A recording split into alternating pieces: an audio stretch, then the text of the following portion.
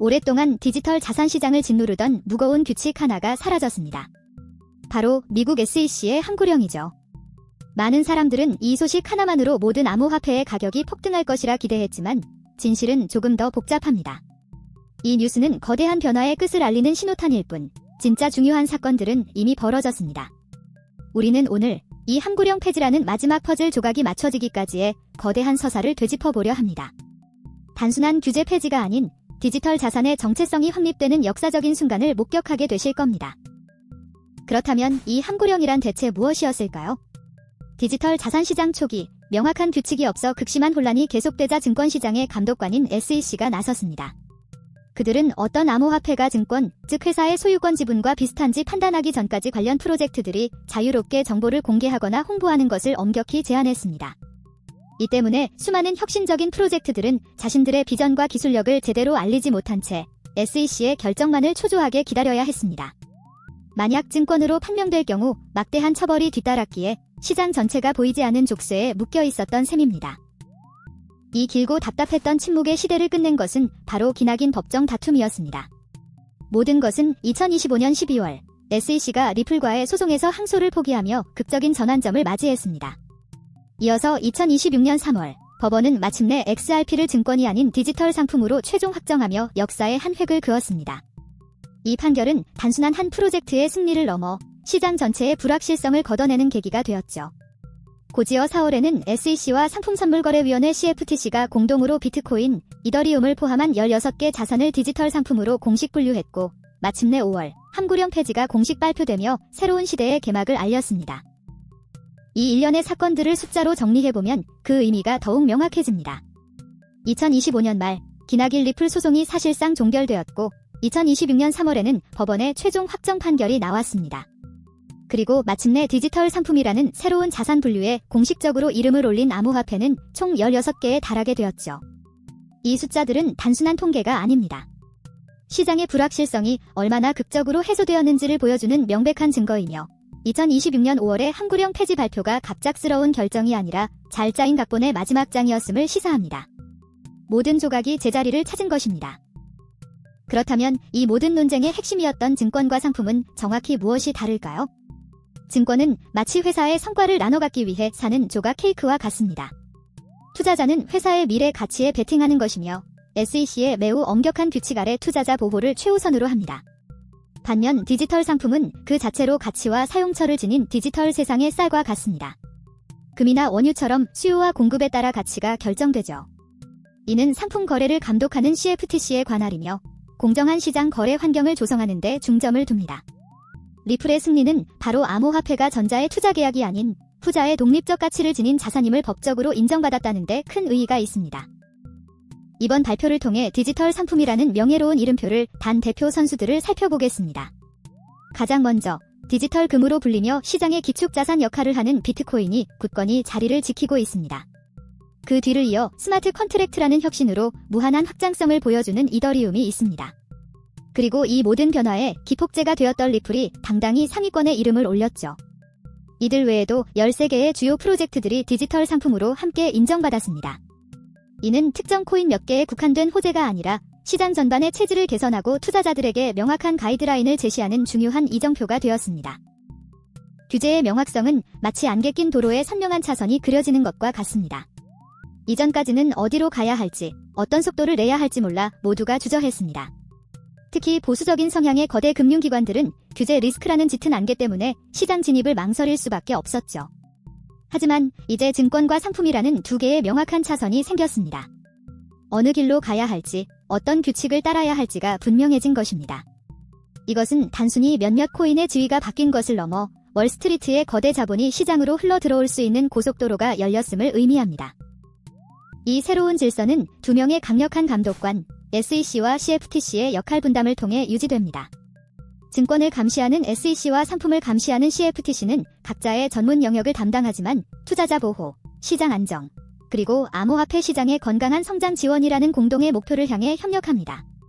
과거에는 두 기관이 서로 관할권을 두고 미묘한 신경전을 벌이기도 했지만 이제는 명확한 교통정리가 이루어진 셈이죠. 이러한 협력체계는 앞으로 발생할 수 있는 새로운 형태의 디지털 자산에 대해서도 더 빠르고 일관된 판단을 내릴 수 있는 기반이 되어 시장 참여자들에게 예측 가능성을 제공할 것입니다. SEC는 과거의 엄격한 규제자 역할에서 벗어나 이제는 혁신을 장려하는 조력자로의 변화를 꾀하고 있습니다.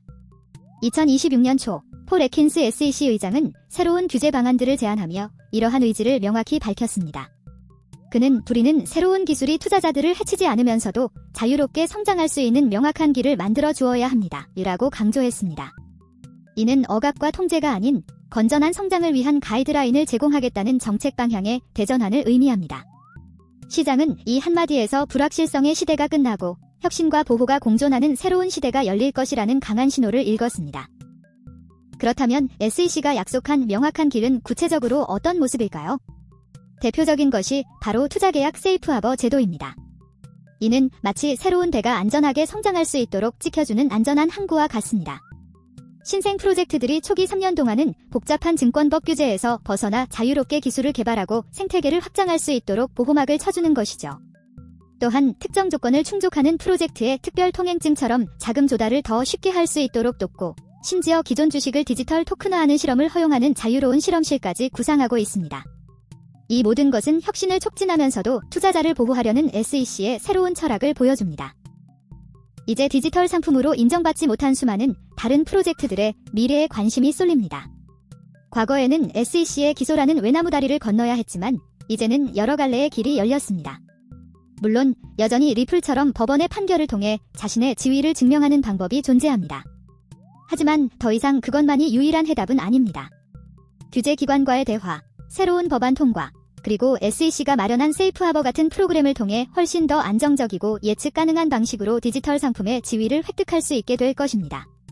이는 프로젝트들에게 소모적인 법적 분쟁 대신 기술 개발과 사업 확장에 집중할 수 있는 환경을 제공합니다. 앞으로 프로젝트들이 디지털 상품으로 인정받는 과정은 더욱 체계화될 것입니다. 첫 번째 길을 리플이 걸었던 것처럼 법원의 판단을 구하는 것입니다. 두 번째는 SEC와 CFTC 두 규제기관의 공동 해석을 통해 공식적으로 인정받는 방법입니다. 세 번째는 클래리티 법안과 같이 암호화폐의 정의와 규칙을 명확히 하는 새로운 법안이 의회를 통과하는 것을 기다리는 길입니다. 그리고 네 번째, 가장 혁신적인 방법은 바로 SEC가 새롭게 제시한 세이프하버 프로그램에 참여하여 일정 기간 동안 충분히 성장하고 탈중앙성을 입증한 뒤 자연스럽게 상품으로 인정받는 경로입니다. 이제 각 프로젝트는 자신의 상황에 맞는 최적의 전략을 선택할 수 있게 되었습니다. 이러한 변화가 우리 투자자들에게는 어떤 의미를 가질까요? 가장 큰 긍정적 효과는 바로 신뢰의 회복입니다. 어떤 코인이 규제 당국이 인정한 합법적인 상품인지 명확히 알 수 있게 되면서 묻지마 투자가 아닌 정보에 기반한 현명한 판단이 가능해집니다. 또한 은행이나 연기금 같은 거대 기관들이 시장에 본격적으로 참여할 수 있는 문이 열리면서 시장 전체의 유동성과 안정성이 크게 향상될 것입니다. 이는 XRP 현물 ETF와 같은 혁신적인 금융상품의 출시 가능성을 높여 더 많은 사람들이 안전하게 디지털 자산에 투자할 수 있는 길을 열어줄 것입니다. 물론 장밋빛 전망만 있는 것은 아닙니다. 몇 가지 우려되는 점도 존재합니다. 첫째, 세이프하버와 같은 새로운 규칙들은 아직 제안 단계에 머물러 있어 최종 확정까지는 시간이 필요합니다. 둘째, SEC와 CFTC의 협력이 시작되었지만 여전히 세부적인 조율이 필요한 부분이 남아 있습니다. 셋째, 디지털 상품으로 인정받지 못한 수많은 다른 코인들은 여전히 규제 불확실성 속에서 불안한 시간을 보내야 할 수도 있습니다. 마지막으로 새로운 규제가 도입되고 적용되는 과정에서 시장이 단기적인 변동성을 겪을 가능성도 배제할 수 없습니다. 따라서 긍정적인 변화 속에서도 신중한 접근은 여전히 중요합니다. 결국 이 모든 변화는 하나의 목표를 향해 나아가고 있습니다. 바로 건강하고 지속 가능한 암호화폐 시장을 만드는 것입니다. 명확한 법과 제도, 규제기관들의 합리적인 역할 분담, 그리고 법원의 공정한 판결이라는 단단한 토대 위에 기관들의 적극적인 참여와 기술의 혁신이 더해져야 합니다. 그리고 이 모든 것의 가장 꼭대기에는 바로 시장에 대한 투자자들의 굳건한 신뢰가 자리 잡고 있습니다. 최근의 변화들은 이 견고한 피라미드를 쌓아 올리기 위한 가장 중요한 기초공사가 마무리되었음을 의미합니다. 이제 우리는 더 높고 안정적인 구조물이 세워지는 것을 지켜볼 일만 남았습니다. 건강한 암호화폐 시장은 세 가지 핵심 기둥 위에 세워집니다. 가장 아래, 가장 넓은 기반은 바로 명확한 법과 제도입니다. 리플 판결과 클래리티 법안, SEC와 CFTC의 역할 분담이 여기에 해당합니다. 그 위에는 기관 투자자들의 적극적인 참여와 혁신적인 기술 발전이라는 두 번째 기둥이 자리 잡습니다. 그리고 이 모든 것을 지탱하는 가장 중요한 최상층은 바로 투자자들의 신뢰입니다. 기초가 튼튼해야 상층부가 안정적이듯 최근의 규제 명확성 확보는 시장 전체의 신뢰도를 높여 장기적으로 건강한 성장을 이끌어낼 가장 핵심적인 동력이 될 것입니다. 이처럼 빠르게 변화하는 시장 환경 속에서 우리 스스로를 지키기 위한 최소한의 점검 목록을 확인해 보겠습니다.